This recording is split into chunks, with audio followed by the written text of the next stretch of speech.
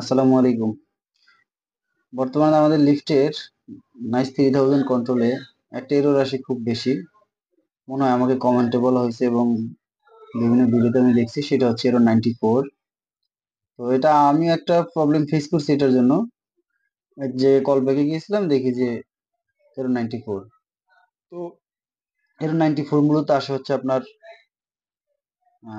Cabin display ঝামেলার কারণে।